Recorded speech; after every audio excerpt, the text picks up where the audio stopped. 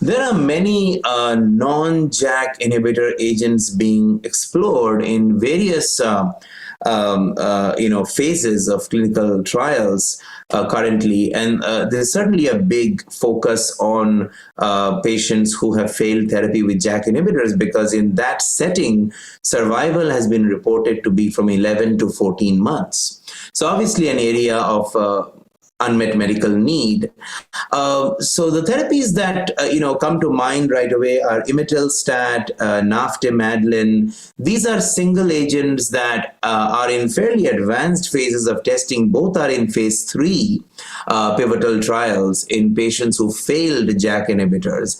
Although I'm not aware of any new results at ASH 2022 from these trials, but there's always new agents that pop up on the horizon in this space. For example, there is Selinexor. We recently heard some results on that drug at ASCO in 2022. But that, although was in combination with Ruxolitinib, so a little bit different. That was more in the frontline setting with Ruxolitinib. But that drug has had some interesting results in JAK inhibitor failure setting. That was at last year's ASH meeting 2021. And there is a larger trial in progress of Selinexor, which is a selective inhibitor of nuclear export in the setting of JAK inhibitor failure. Now at ASH 2022, there are the very first results, actually an oral presentation of a drug called TP-3654. And this is a PIM kinase inhibitor from Sumitomo. And very early results, but they saw in 5 out of 6 patients that they had spleen responses and symptom responses. And interestingly, the symptom responses correlated with cytokine reductions.